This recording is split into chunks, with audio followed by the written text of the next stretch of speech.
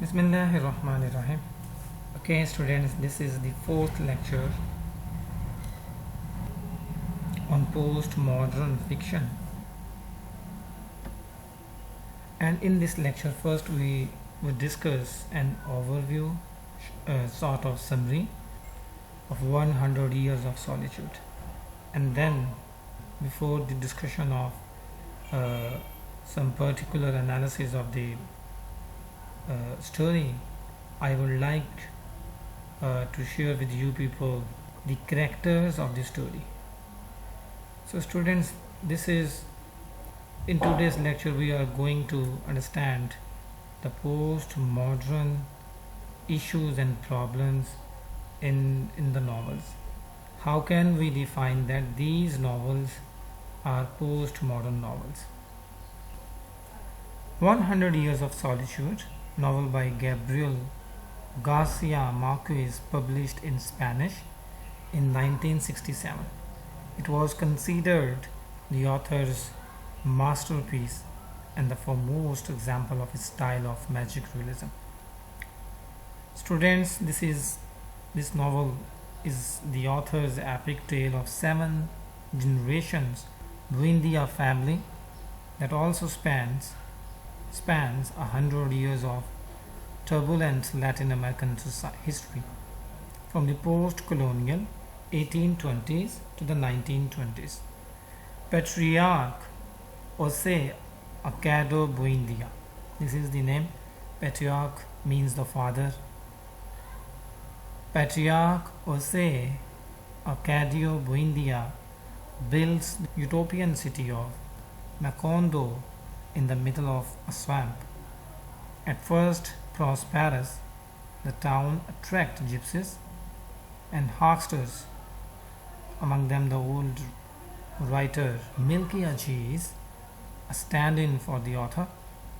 A tropical storm lasting nearly 5 years almost destroys the town, and by the 5th Buendia generation, its physical rectitude attachment is matched by the family's depravity. A hurricane finally erases all traces of the city. By the end of the novel, Milky Aziz has been revealed as the narrator. His mysterious manuscripts are in fact the text of the novel. Students, widely acknowledged as Gabriel Garcia Marquez's finest work, 100 Years of Solitude tells the story of the fictional Colombian town Macondo and the rise and fall of its founders, the Buendia family. Revealed through intriguing temporal folds, characters inherit the names and dispositions of their family, unfolding patterns that double and persist. The mighty Arcadio Buendia goes from bold, charismatic founder of Macondo to a madman on its borders. Macondo fights off plagues of insomnia, war, and rain. Mysteries are spun out of almost nothing. This interestingly colorful saga also works out a wider social and political allegory, sometimes too surreal to be reasonable, at times more real than any conventional realism could afford. An exemplification of so-called magic realism, this allegorical texture incorporates a sense of the strange, fantastic, or incredible. Perhaps the key socio-political example is the apparent massacre by the army of several thousand striking workers whose dead bodies seem to have been loaded into trains before being dumped in the city. Against the smoke screen of the official version, the massacre becomes a nightmare lost in the fog of martial art. The disappeared's true history takes on a reality stranger than any conventional fiction, demanding fiction for the truth.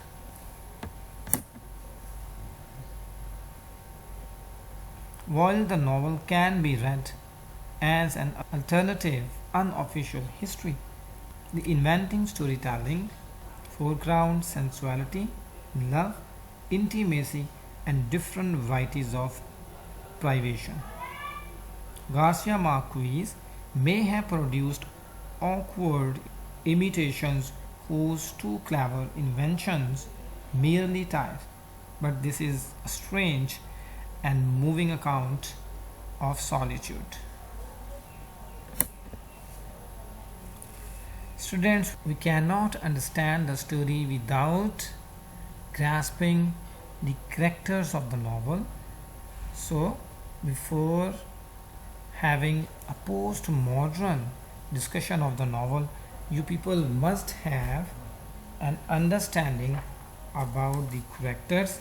So, in this discussion, we may have an understanding of postmodern fiction. Jose Accordio Buendia is the patriarch of the Buendia family and the founder of Macondo. Buendia leaves his hometown in Colombia along with his wife Ursula Duran after being hunted by the corpse of Ajuar, a man Buendia killed in a duel, who constantly bleeds from his wound and tries to wash it. One night while camping at the side of a river, Buendia dreams of a city of mirrors named Macondo and decides to establish the town in this location.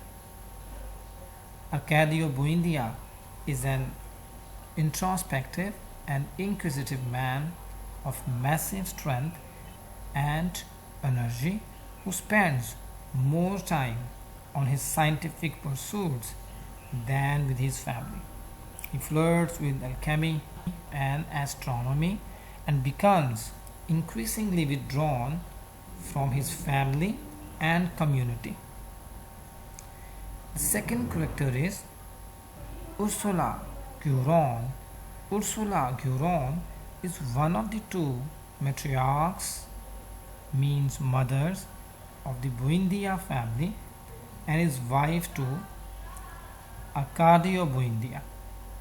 He lives to be well over 100 years old and she oversees the Buendia household through 6 of the 7 generations documented in the novel. He exhibits a very strong character and often succeeds where the men of her family fail. For example, finding a route to the outside world from Macondo. In second generation, the first name is Jose Arcadio. Jose Arcadio Buendia's firstborn son, Jose Arcadio, seems to have inherited his father's headstrong and impulsive mannerism. He eventually leaves the family to chase a gypsy girl and unexpectedly returns many years later as an enormous man covered in tattoos, claiming that he has sailed the seas of the world.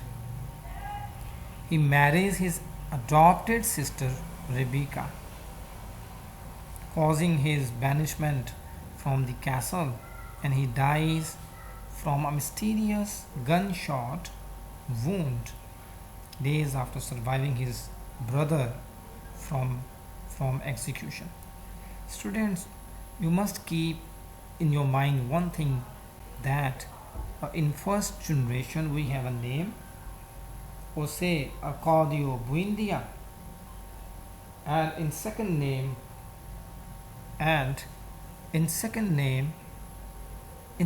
generation we have another name, Jose Arcadio. So these two Arcadio may confuse you people, and confusion is one of the chief elements in postmodernism. Jose Arcadio Buendia's firstborn son, Jose Arcadio seems to have inherited his father's Colonel Aureliano Buendia. Jose Arcadio Buendia's second son. He is Arcadio Buendia's second son and the first person to be born in Macondo. He was thought to have premonition because everything he said came true.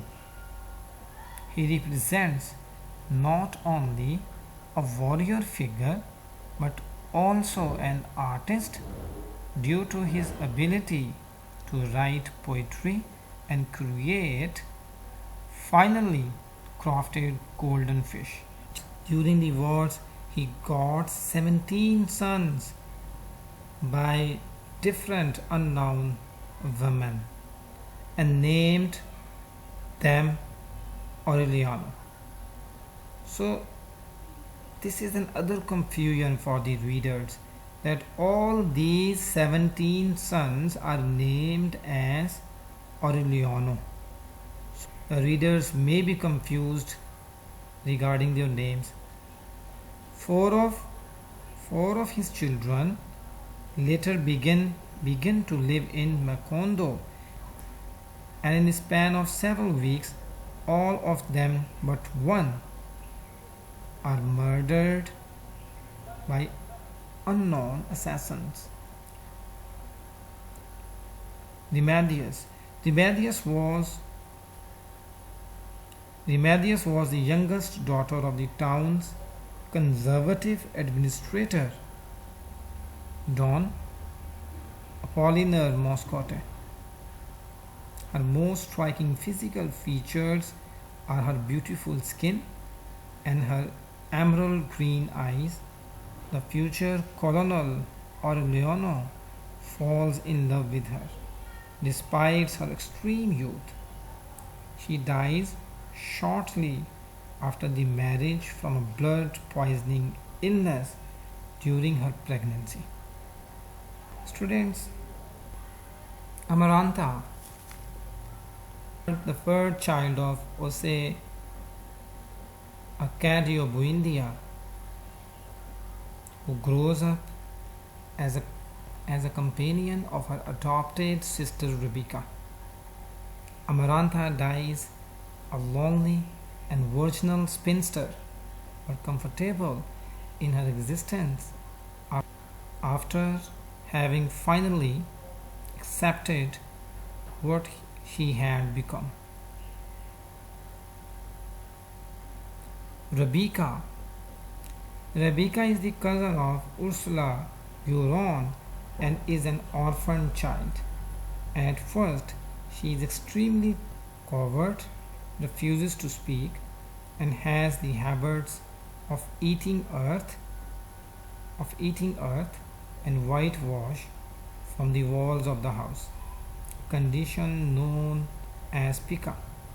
She arrives carrying a canvas bag containing her parents' bones and seems not to understand or speak Spanish.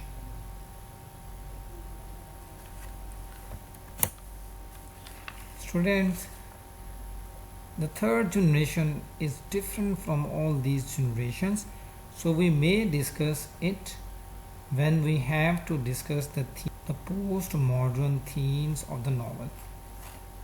So here we have the third generation.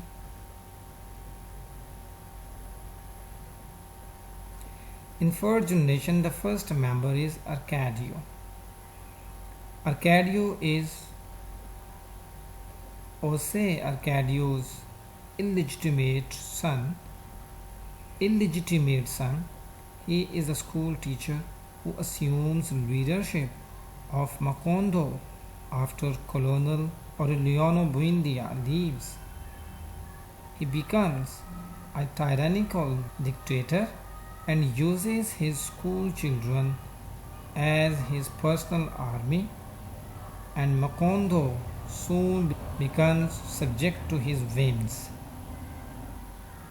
Aureliano Ose is another illegitimate son of Aureliano Buendia and Ternera. He joins his father in several wars before deserting to return to Macondo upon hearing that it is possible to marry one's aunt. Aureliano Ose is obsessed with his aunt Amaranta, who raised him since birth and who categorically rejects his advances. He is eventually shot to death by a conservative captain midway through the wars. Santa Sofia is a beautiful virgin girl and the daughter of a shopkeeper. She is hired by Pilar Ternera to have sex with her son Arcadio, her eventual husband. She is taken along with her children by the Buendias after Arcadio's execution. After Ursula's death, she leaves unexpectedly, not knowing her destination. 17 Orleanos. During his 32 Civil War campaigns, Colonel Aureliano Buendia has 17 sons by 17 different women, each named after their father. 4 of these Orleanos stay in Maconda and become a permanent part of the family.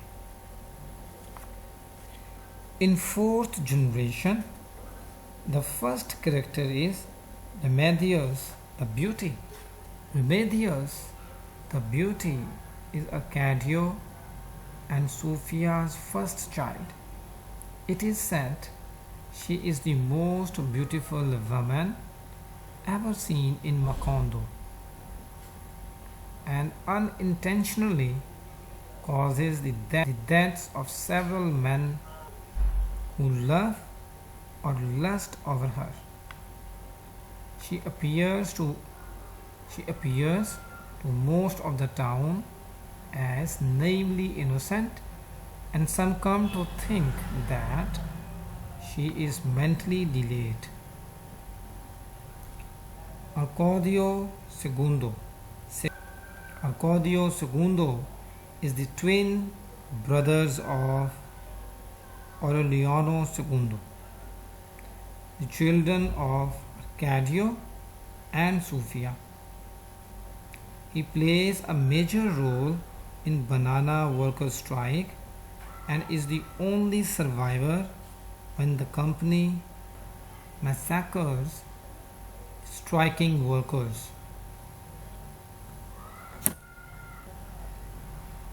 In 5th generation, the important character is Renata Remedios.